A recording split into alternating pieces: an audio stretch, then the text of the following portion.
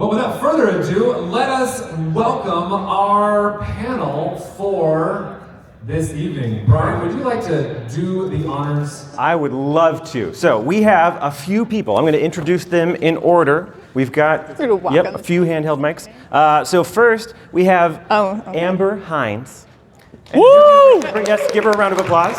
Amber is the CEO of Equalize Digital, a mission-driven organization specializing in WordPress accessibility and maker of the Accessibility Checker plugin. She co-hosts both the Accessibility Craft and WP Product Talk podcasts. She's the lead organizer of the WordPress Accessibility Meetup and a board president for the WP Accessibility Day nonprofit. If you notice a theme, good job, you are correct. She's amazing. Give her another round of applause. Next, we have our first and best Brian on the panel, Brian Coords. He's a WordPress developer, a writer, and instructor with over a decade of experience in WordPress. He hosts the Webmasters.fm WordPress podcast. You can find his videos on YouTube and his writing across WordPress.org, WP Tavern, Master WP, the WP Minute, as well as his own tech blog. That's a lot. Give Brian a round of applause. Woo! Get off the stage, Brian. Thank you. Next, we have Mark Szymanski. Mark is a content creator and a consultant who started using WordPress in 2017. He founded his agency, Find It Tech, in 2019 and still operates it today. Mark creates high-quality, thoughtful content for agency owners, freelancers, and digital entrepreneurs. Nuance. Give Mark a round of applause. Thank you. Thank you. Last and surely least, wait, no, sorry, I'm reading too fast. Not least, Matt Medeiros. He's a seasoned entrepreneur and podcaster with extensive experience in the WordPress ecosystem, which is probably why you already know who he is. He's the host of the Matt Report podcast. He interviews consultants, bootstrappers, and business owners, delving into their strategies for success in the competitive web market. Matt also leads the community at Gravity Forums, which is a pretty cool place. And then finally, our fifth person for the panel, a moderator who needs no introduction. Oh, hey, that's me. Sweet. So welcome. This is officially PressConf Unplugged, which paradoxically is our most connected and digitally enhanced session. We are, in fact, recording this one and only thing from the whole event. So we're on the record. Everything you say is on the record and may be used against you in a court of law. So choose your words.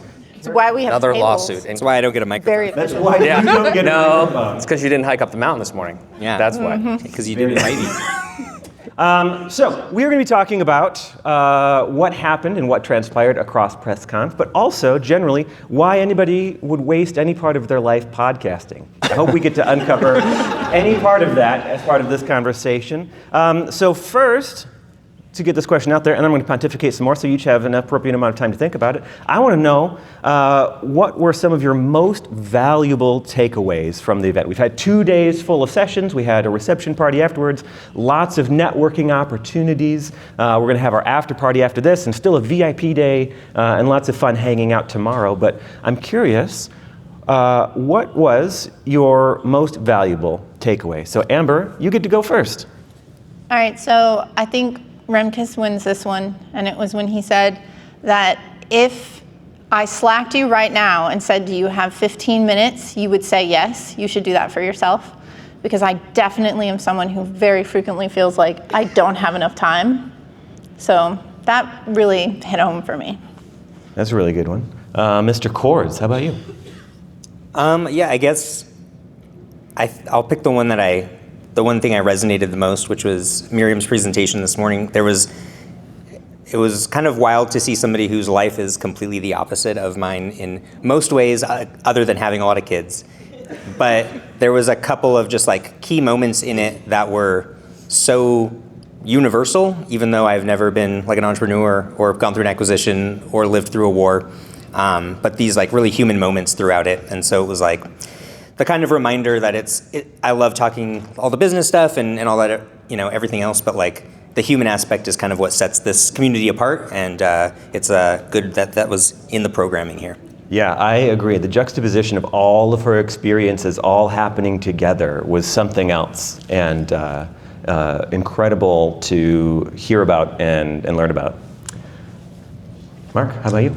You guys had great ones there. I would echo both of those. Another big one for me was, I'll give a little twofer here to Rich Tabor. The AI talk this afternoon was fantastic. I think a lot of us really need to understand that and really build a lot of that into our businesses because, just we have to leverage that because times are moving fast now. So I think that's a really big one. And then also just, again, the conversation specifically, again, I'll mention Rich because, the twofer there, last night, really great conversations, understanding Automatic, understanding WordPress, and everything that's kind of going on there with .com, .org. I just really appreciate the candid conversations with, again, not just Rich, but everybody else here. So those are the big things for me. It's pretty good. Well, good. That's enough opinions from everybody else. I'm just kidding. Matt, what was your biggest takeaway? Yeah, so I'll agree with Brian. Coords, the better one. That's what I said, the best one. For a lot of things for me, it goes back to community, and I think that if you're a first-time attendee at PressConf, previously Pressnomics, and you're like, this is a business conference, why are so many people crying at a business conference? This is... everyone who has presented, and I think every person who gives back in any way to WordPress is important to the fabric of WordPress, and it's what makes WordPress, right? The humans here sharing their stories, even if it's not about how much profit they're making or how they've optimized a landing page, like having Automatic in the room, having WP Engine in the room, having so many other hosting providers in the room, having all of us in the room is super important. And the biggest takeaway is seeing that again because I haven't seen it in years. So it was great to have the connection back to the community again for me. I would agree with that a ton. I am consistently surprised by, even being, started in 2007, so this is what, math? 18. 18 years, thank you. I'm like, what year is it? 18 years in the space, it still blows my mind that direct competitors sit at the same table and have a casual conversation about how business is going and the challenges that they're facing and the problems that they're working on solving. Like, this doesn't really play out in most other industries. I remember at the beginning, thinking you wouldn't see all of the major car manufacturers sitting down and be like, so, how's it going in your manufacturing process? What are your challenges? Tell me, how are you solving those? But it happens again and again in our community, I think because events like this exist to facilitate it, but also because collectively we come with an open mind to share and grow because we want to see ourselves succeed, but we want to see each other succeed. And I find a lot of that success that the rest of you experience is a warming glow for me. I succeed when you succeed, I think is sort of the ethos of our community at large, and it's wonderful to experience. What sort of things may have surprised you the most? Did anything stick out, I wasn't expecting that? That really jumped out at me. I'll go. So I'm 2 months into working at Automatic, and so, yeah. And I'm telling Matt what you said, all of you. I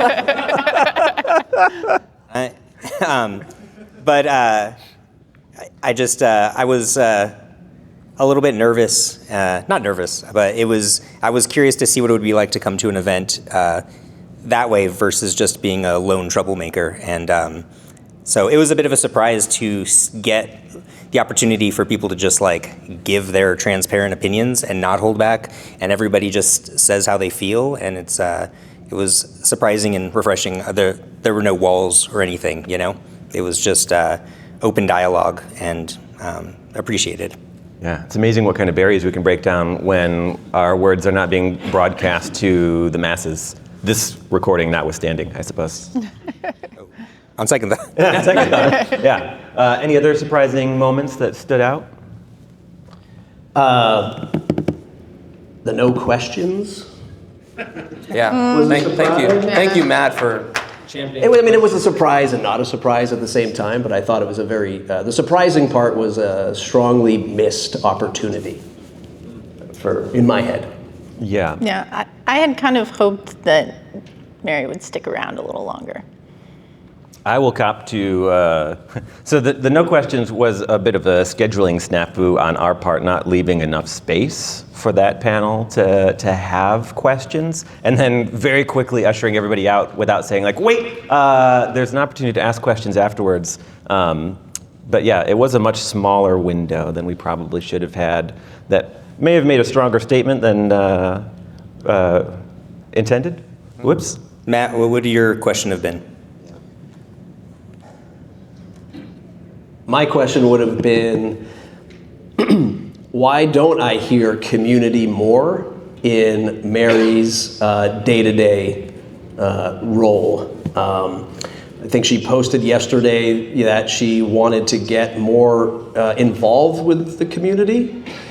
And I looked at my watch and I'm like, we're at month 5 in the year, and like, where has that been? Lawsuit withstanding, I guess, but why don't I hear more community and more engagement and less like crisis management? You know, also to be fair though, I heard her say community yesterday. And that was actually another thing that surprised me, because unless I misinterpreted, I think they are actually contributing more hours than it says on 5 for the 5 based on what she said. Like, there's still things that she said that are community oriented that are important and that they're doing anyway. So. I mean, I was surprised at just, I mean, obviously I knew they were coming, but I thought it was a good conversation. Yeah, the question thing was a little weird, but you know, it is what it is. Yeah, I mean, again, I think the thing that, again, surprised me, Ryan kind of said it as well, but the openness of everyone here, again, whether it's a conversation at a restaurant, you know, or also the talks, I mean, I really appreciate that. If you guys have ever seen any of the stuff I do, I try to be as, you know, as nuanced as Matt says and as like vulnerable as possible. So I really do appreciate those types of things, because I think that's the only way that we continue to move this forward. You know, I feel like one of the things that I'm trying to champion, you know, along with like Christian and others, is trying to get, you know, new fresh faces into WordPress as much as that is, you know, as much as we can, because I look out here and I know that so many of you guys were here, you know, 7-8 years ago when, you know, the last time there was a, you know, Pressnomics, now PressConf, and you know, I don't have that experience, so just trying to live through all of your, you know, your past experience and your wisdom is what I've been doing the last 2 years, and it's been great. So it's kind of a thank you there, but also a surprise, because I've been to a couple other events and it has been open, but this one was like extra. So I do think this is a really special environment that you know, Raquel and the team have created here again, and I'm super excited for, you know, 2026 and everything we have going here. So yeah. That's awesome. I am also frequently surprised by how open things are. Like, I've been to many of these, and like, that's like literally the point of this event is for it to be open and instructive and transparent. And still, it's surprising to hear the stories that arrive on stage that we weren't anticipating. It's amazing. There wasn't a lot of sort of instructive advice on the stage this year. There was a lot of sort of reflection, a lot of here's my story and how it's impacted the course of my life or my business or where things are going. But even so, I feel like there's still like key takeaways that we each have that are going to influence where we go from here. Do any of you have any moments from this event where you're like, oh my gosh, this way of thinking or what they said there is going to change what I'm doing? Like something that you're eager to take home and implement, I guess. Amber? I'm up first. I mean, I do think I'm probably going to be more reflective about my time and how I use it, which is something I started doing before I came anyway, but it felt like maybe some of the talks resonated a lot more on that. You know, we have been doing a lot with AI and AI code reviews and that kind of stuff, but I've got some more ideas now from some of those AI talks about ways that we can maybe extend that further. So that's maybe slightly more functional and less personal.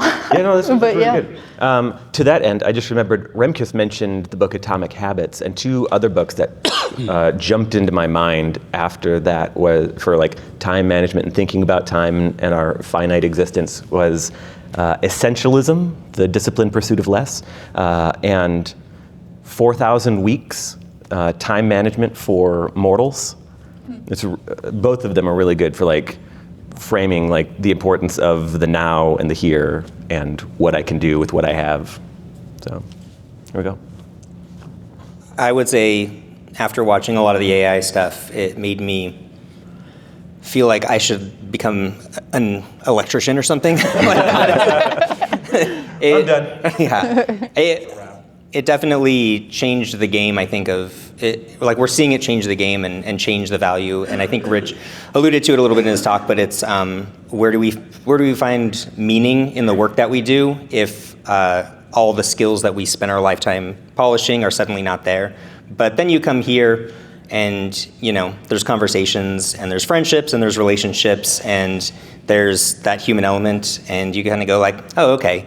Yeah, whether I write code, whether I Google and Stack Overflow my code, whether I turn an AI loose on my code, you know, that's not me. That's not where my meaning came from. That's not really the purpose of why we're all here. And the core mission of what I hope everyone believes, which is democratizing publishing and letting people get their voices out on the internet with the lowest amount of barriers. It's really just an opportunity for us to say, cool, now we're really going to put our money where our mouth is, because we really have democratized access to putting things on the internet more so than ever before. So it made me a little bit optimistic, I think. Yeah, almost like a mission accomplished. Now yeah, we can go home. Now where do we go? What's the next one? Yeah, that's really good. Also, it reminds me, Rich, you had asked if anyone had any advice for if they have, you know, more children than hands. My advice is you're going to figure it out as you go. You'll have your hands full, literally, and then you'll apply some creative problem solving. The most surprising thing for me, I forgot about this, was watching Rich talk to Rich on stage. The real Rich talking to the computer Rich was like a watershed moment for me. That was incredible. Any implementation interesting things from either of you guys? Yeah, I mean, I would say, again, to parlay off of what Brian said there, again, the talk that I would say moved me the most was absolutely Miriam's. I can't really relate to that at all. And, you know, again, just incredible respect for, you know, Miriam and anybody that's had to go through those types of things, because hearing that like firsthand from somebody you know was a little, you know, just again, there's a lot there. So I think for me, the thing that I would try to implement is to just kind of remember and reflect that, you know, I'll just speak for myself. I know that I've had, you know, just a blessing of you know, opportunity in life and everything like that. So just try to remember that when I am, you know, hating my life because I have to like do something on WordPress, or there's a client issue, or like some sort of like content type thing that's so minuscule in the grand scheme of it. I think that's something that I need to implement a little bit more. And, you know, I appreciate, you know, stories and things like that to just make me reflect a little bit, you know, kind of bring that human element and that real life thing like back into balance. So, yeah. Yeah, for me, definitely looking at the AI stuff that Rich has done. Like I said, I'm a React developer now. If anyone wants to hire me for headless WordPress, I'm your guy. So like walking away with some of the tools and ideas like that, Jake sharing like that enterprise view and all of that stuff. But I think the biggest thing, that like actionable thing that I'll do, is just like the culmination of everyone's talks who shared these very personal stories and how WordPress has impacted their lives, is to try to find a way to get WordPress to thrive again and to figure out what that means in 2025, halfway through, because I think what we've all seen is, number one, how important WordPress is to all of us, even though we're trying not to squarely identify with it as our, you know, the summation of our personal self, but it is very important to our businesses. Again, you look at Jake's chart, we talk about AI. So how do we continue to make WordPress thrive is going to be like the challenge and the takeaway, so that we can keep coming back here to share the stories with one another. Another good one.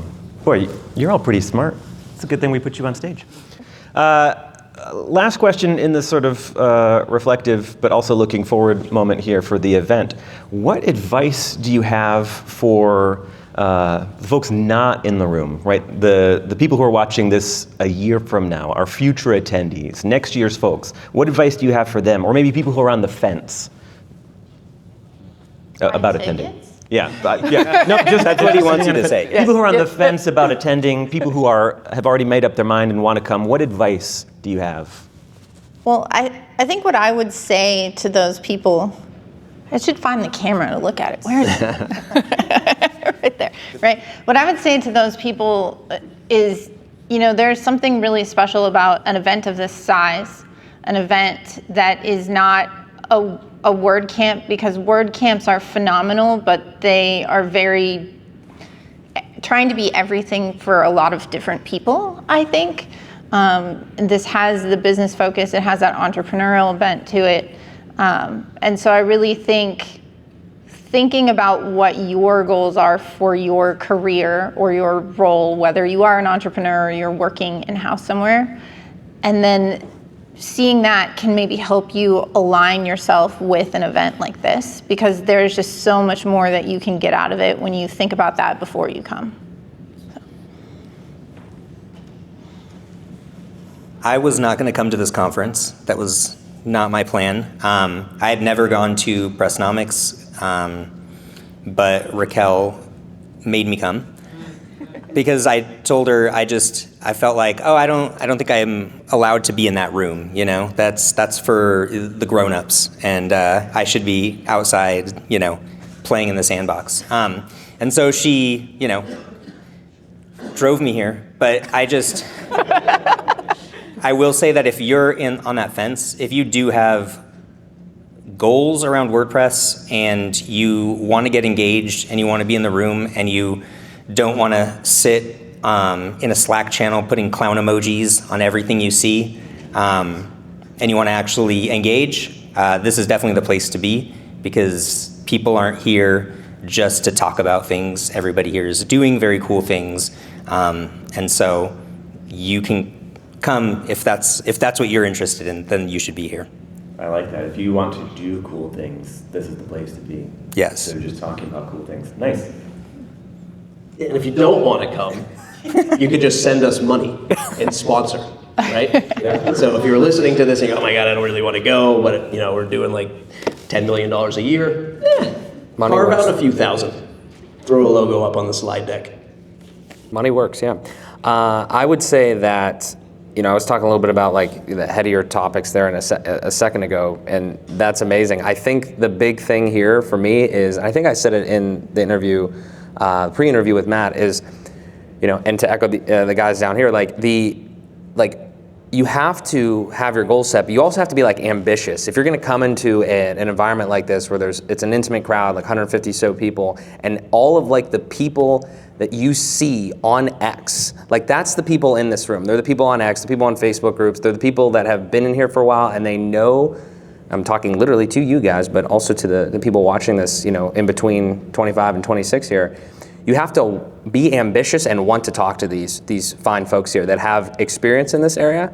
And I'm just speaking from personal experience, because when you're in front of them, most people in this room that I'm looking out at here are very nice. They're very willing to help. They want to collaborate. They want to, as long as you show that ambition and that drive, there's going to be an opportunity for you to further your business, right? And if that's something that you want to do in this industry, then this is the place to do that, because you can be right with them, over, breaking bread at a meal, or in the, outside in between, talks and anything. And just the amount of value that I've gotten is immense. And I know that anybody else that wants and has that ambition to do so and learn is going to have that same experience. So that's what I would be prepared to have that, because the talks are vulnerable. The people here are ready to help. You need to match that energy, and you will find success, no doubt about it. Sponsor? Yeah. If you're on the fence, just send some money and sponsor. Yeah, just send money instead. You can do that too. Yeah. That'll work. Yeah, we'll take that. Good. Anything else? No, perfect. Great. Well, good, because I really want to get into this next part. You've all done a very fine job reflecting the things that you've heard and learned and internalized from this event. But now I want to unpack some of the unique perspective and wisdom that each of you have, specifically in the area of podcasting, because each of you are very accomplished in doing that. And as I said at the top, I want to know why you think anyone would want to waste any part of their lives doing that. It's clearly a valuable thing. I think we can agree with that, right? Like, you've all found some form of value in doing that. So maybe we should start with that. Like, what kind of impact has podcasting had on your career, Amber? Well, let's see. Every other Friday, I get to have a beer and talk about it. No, okay. It's fun, right? It can be really fun. It's interesting because when I got asked to be on this panel, I was like, I'm not a podcaster. That's not like Correct. who I define myself as, but I guess I am a podcaster because I co-host 2 podcasts and I live stream on YouTube. So why do I do that, right? I have definitely seen marketing value from that. The Accessibility Craft podcast gets way more listens than I ever thought it would. And people come up and say that they like it. We've even had some people say that they like the drink part. A lot of people say that they skip that part, but. So I think, like, from a marketing perspective, I have found it very useful in helping to get my name out there and what I'm working on. And then the WP Product Talk podcast has been really fun. Got my co-host all back there, because I kind of see it as my little mastermind in public.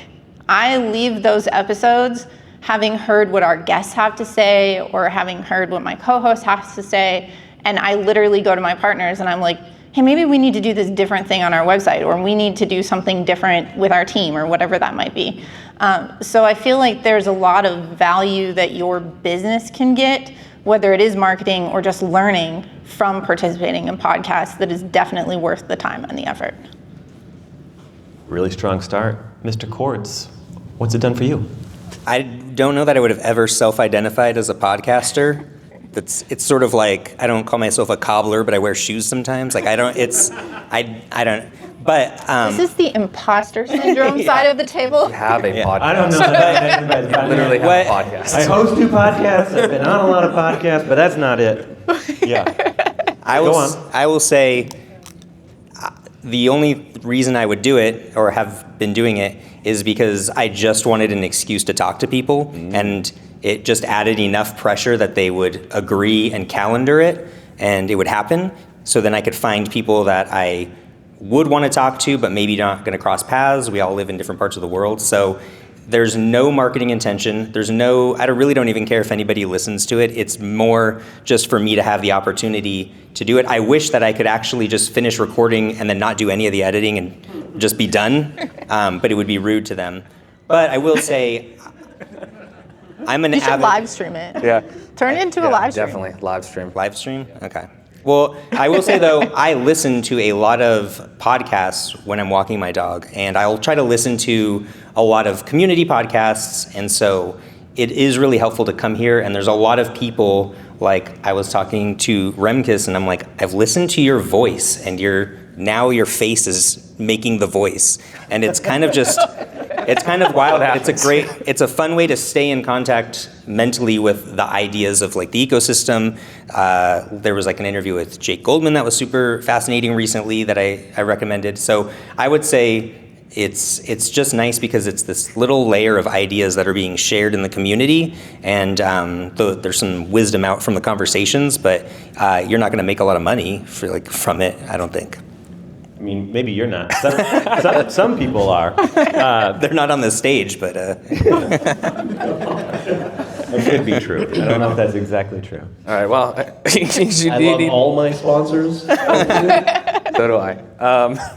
Yeah. So you could go the Brian Coords route. You could do that.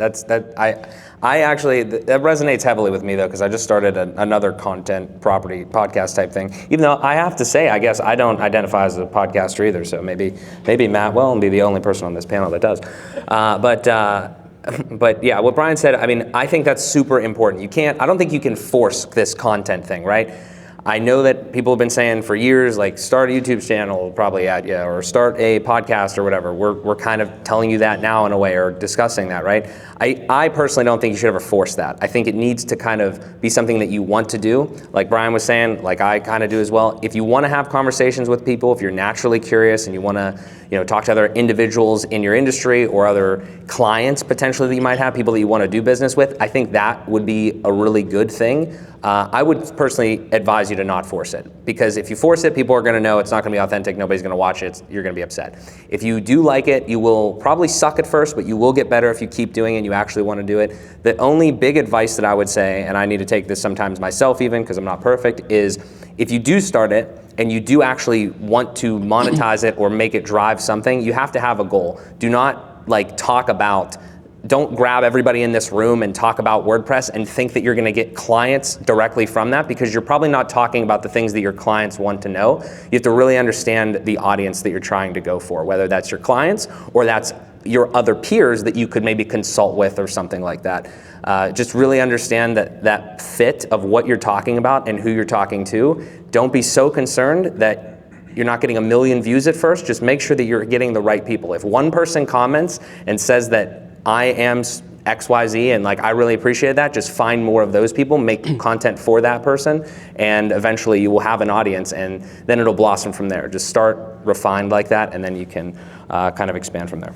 I'm going to add something. So you can't force it, but you do sometimes just have to rip off the Band-Aid. For sure. Because in the beginning, for 6 months, I was like, we should have a podcast.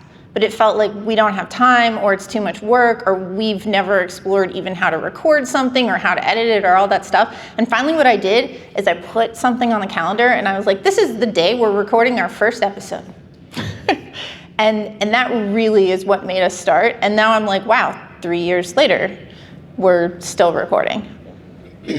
So don't be afraid to start. Yes, don't be afraid to start.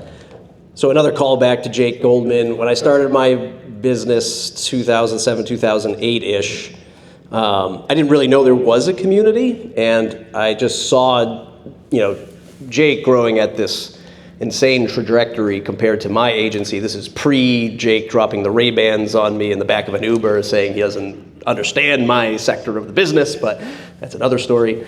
And the podcast stuff helped me not only learn how to run an agency, but to connect with folks in the community, to find out how I can meet people and grow my experiences. And then 15 plus years later, it's really a conduit for me to try to usher in people into the WordPress community with the only way that I know how, right? Hit record with a microphone, talk to people, hopefully educate and entertain people, and the occasional DM that says, I've been listening to you for years and you've really helped me out. That's the fuel for me, right? I meant it. Oh, I meant it. A little bit. Yeah.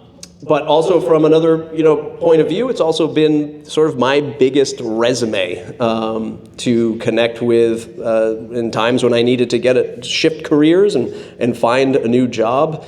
It doesn't have to be a podcast. I mean, as long as you're publishing and putting your thoughts out there in hopefully a consistent basis, and you're connecting with people, you're increasing that surface luck area. People know who you are, what you represent, what your ideals are, and it's been the biggest sort of, resume builder network tool for me. That's a good one. Matt, I think you've had the most podcasts out of anybody to exist. You've explored a few different areas. You've tried different formats, different channels, different ways of podcasting, which I've appreciated watching for a while. Would you make the case that every business should have its own podcast, or no? Yes.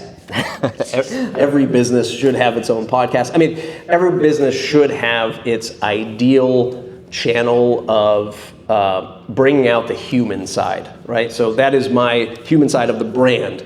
So I work at Gravity Forms. I host the Breakdown podcast, and the effort there is to, bring the human side out of Gravity Forms. So you're a brand listening to this, it's how can you get your engineers on the call? How can you get your marketing folks on the call? How can you get your CEO on the call to share the human side of the brand, right? As we continue to talk about AI taking over everything, like how do we get more human in the room and in the conversation and in our marketing? So it's not peanut butter sandwiches eating itself with your logo up in the upper right-hand corner. So it's important to me, to build that channel, and it can be audio, it can be video, it can be a newsletter, but I think audio and video are, the sort of the crown of where you want to achieve to get that human side out. Can I? Really good. So something I would say about that is I think sometimes people think I can't get up and just talk, or I can't, do this thing. We've been pretty successful at repurposing a lot of our content. So we have meetups that are webinars that then become YouTube videos and podcast episodes in between us talking because we don't have enough time to record weekly talking. And that works really well. And I've also seen other podcasters where they write a blog post and they read the blog post, which isn't maybe always the most perfect in your real natural voice, but at the same time, it is a way to get audio content out there and put your face with what you've written. So there might be a way to take content you're already creating and turn it into a podcast. Yes, that is a perfectly valid way and reason to do that. As Brian said earlier, he's listening to podcasts while walking the dog. He's not reading your newsletter while walking his dog. Mm-hmm. Or ever, probably. Or maybe ever, sure. You're not on my email list? I won't break too many hearts, but he's probably not reading it. Well, I wanted to add one other thing too, which is another thing is that sometimes with podcasting, the goal is not how many people can listen, but which people are listening. So a while back, I had one with Aruba Med, who's a WordPress contributor, very smart person. We would talk kind of WordPress dev shop on this podcast for like 2 years, and it never got huge amounts of numbers, but we would get messages from people inside 10up or XWP or Automatic or these places, and they would message and say, well, I listened to it because it's super applicable to me. And then that became friendships, that became a network, that became a group of people that wanted to talk to you about different things, and they would start bringing you into conversations. So it can open a lot of doors, and so maybe it's not more than 100 people listening to the episode, but 20 of those people are people who are going to end up being important people in your life later on. So there's correct 100 people that are listening. Yes, Yeah. exactly. Nice. Amber, I want to come back to what you said before this question, where you had this nagging feeling for like 6 months, like we need to record a podcast before you finally did it. Why did you have that feeling? What was driving that we need to start a podcast? So our Accessibility Craft podcast is very specific to our niche, which is something that there's not a lot of educational content on. Accessibility, and our product in particular is one that it requires some level of knowledge to even be able to know what to do with it. I fully admit this. You can install our plugin, put it on your website, run a scan, and be like, what the heck is going on here? And be like, nope, uninstall, right? And so for us, that was a gap that we realized that we were thinking we need to just put more educational content out there to help support and reduce potential churn. And that's why I started doing the live stream that I've been doing on YouTube this year, where I remediate a real website in public.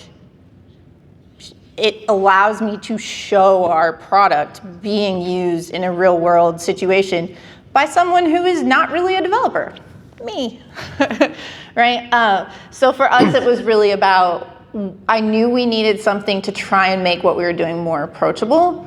And then also I like listening to podcasts and I like craft beverages, and it just seemed like a great excuse. Yeah, no more reasons needed. Mark, I didn't mean to overlook you in this conversation. No, you're good. Do you have any compelling reasons for why a business should consider starting a podcast? Why you started yours? Yeah, I mean, I can tell you the quick story about mine was, I was going to praise you in this story. but no. That was your first mistake. Yeah, that was my problem. Yeah, oversight. I was building WordPress websites like a lot of you guys as a solopreneur agency owner, and I was listening to some people in this room, and I just was watching YouTube videos and after YouTube video, and not just technical stuff, but also like news-oriented things, current events stuff going on, and then I was like, maybe I should just. I have this whole thing, and maybe you guys this will resonate with you. You can only listen so much until you can only consume so much until you're like, I really need to talk about this.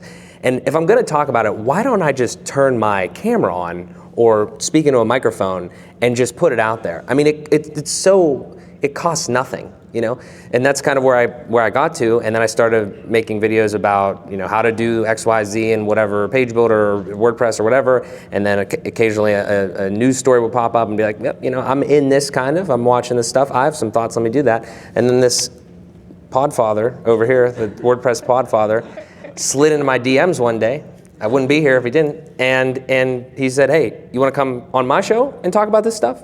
And I like to say the rest is history, because like that, those types of small connections there lead to the next connection and the next connection and the next connection. And then, you have to choose your own destiny there, because you don't know if you're gonna, if it's gonna be, again, like I said, more client work or, other product things, or just, maybe a job one day or whatever. But there is a lot of value there, and you never really know where that's going to go. But as soon as you do start talking, especially now, again, as Matt said, in the age of AI, it's more important now to be, as authentic as possible. I think there's just a ton of value there, and I'm just speaking from, my personal experience on that. That's good. Yeah. That's why you're on the stage. That's the perfect experience to be sharing. Okay, there are so many more questions that I want to ask all of you, but we need to start wrapping up. I'm going to tell you what the last question is, and then give you time to think about it while I synthesize the things you said so far. I'm going to jump just to a fun one for us to close on. I want to know what your favorite podcast is to listen to and why. It doesn't have to be in the WordPress space. Like any of the podcasts that you listen to, what one do you enjoy the most, and why do you enjoy it, so that the rest of us can find more interesting things to listen to. And while you're meditating on that, so what we've heard so far about the event is that it's real, it's raw, people show up with very unexpected takes and personal experiences, and even when it's not instructive advice, it leads to things that change our own trajectories. That's amazing. I can point personally to tens of thousands of dollars of business revenue that was birthed from conversations at previous iterations of this event. Just like we were casually talking over lunch, I'm like, you know what? I hadn't thought about it like that, but oh my gosh, I need to immediately change this thing in my business. And for the folks on the fence, this is the place to come for the people who want to make change and participate in change, not just like talk about change, and to actually get in front of the people that they're listening to have actual conversations with them. That's pretty good insight. As to why anyone would waste their time podcasting, it's extremely fruitful, both personally and professionally, whether it's market education or demonstrating expertise and authority building, whether it's having interesting conversations with folks that you otherwise wouldn't have the opportunity to have the conversation with. I can also attest to that one through WP Sessions. I've hosted something like 400 presentations over the years with experts that I would never have been allowed to have a conversation with had I not said, hey, would you like to come and deliver this information to a broader audience than just me? As well as, I guess we had more on authority building, but also finding the right clients, finding the right employees, putting a human spin on what you're doing and humanizing your work, and helping people to believe and understand why you're in this. I think those are all amazing reasons. And then of course, it can directly impact your bottom line. Those are all good reasons. If you're afraid to do it, just like put the meeting on your calendar and start. But also, you could be a guest on someone else's podcast, and that alone, if you show up and are your true authentic self, can also change and impact things. That's pretty amazing. So thank you for all of those insights. Before we go any further, I do genuinely want to hear what your favorite podcast is and why. So Amber, take it away. All right, so I've listened to a lot of business podcasts off and on, but if I had to choose like a podcast, it would not be related to work at all. And we actually had this conversation the other day. It would be This American Life. I really, really like stories of people and humanity and what it is like to live. And that is probably my favorite podcast that I have reliably always listened to for 15 years or something. So, yeah. That's a good one. I think of the 1920s when a family would gather around a radio and listen to their radio show together, but podcasts are not that. They're very personal. It's almost like an invasive question a little bit. What are you listening to by yourself that nobody can hear you? I think you would learn a lot about a person looking at their Pocket Cast queue. I will say the first one that came to mind is there is a podcast. It's two tech writers, so it's not WordPress, but it's tech. It's John Gruber of Daring Fireball and Ben Thompson from Stratechery, also a former Automatic employee. And they have a podcast together called Dithering, but the best part about their podcast is every episode is exactly 15 minutes. It's not 3 hours, Mark, of ranting. It's 15 minutes on the dot, walk the dog, out and back, perfect timing. And so I think the fact that they have to compress it into that amount of time makes it really more insightful and more enjoyable. Your dog might really like a 3-hour podcast. Yeah, maybe your dog wants to walk for more than 15 minutes. Have you thought about that? Some days when the kids are a little crazy. Some people would say it's a skill to be able to here. talk for 3 hours. Yeah, some people. Not this person. Not him. Mark, what's your favorite podcast and why? This is going to be funny because I know you guys. Obviously, I know you have a ton of podcasts on your list, and obviously Brian and Amber do as well. I literally don't listen to podcasts. Traditionally, I don't. It's kind of weird. I guess in the past I have, but I don't have. I just downloaded Pocket Casts the other day, so maybe I'll try to get into it. What I've listened to though is I do think I listen to a lot of podcasts, but I do it in the YouTube format because maybe next year we can talk about video too. But the video format I think is huge because it adds another dimension, and you can obviously just listen to the audio if you want. If I had to pick one specifically, I'll do a little niche one that just dropped recently, but I have listened to all 3 of the episodes so far. There's a comedian by the name of Andrew Santino, and he's a big avid golfer, and he's getting pro golfers to come to the course with him and ask him not just questions. It's called No Bad Lies. So it's a spin on golf. If you're a golf fan, maybe some of us will be golfing tomorrow. But the reason I like it there is because he actually asks questions about when life gave them a bad lie. So there's a little bit of it brings out the human component of the people that he has on the shows. So it's something that I like. Amazing. I don't listen to podcasts, but here's a banger for all of you. Just bam. Wow.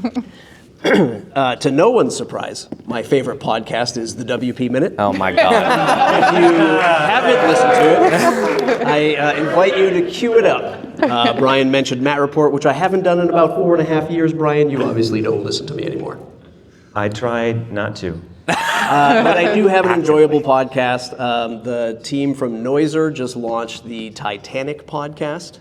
If you're into listening to devastation, Wow. Titanic. Search for it, Noiser. And the WP Minute. You can find us on all major platforms. Sales pitch. Beautiful. That's amazing. Everyone, please give a wonderful round of applause for all of our panel hosts here.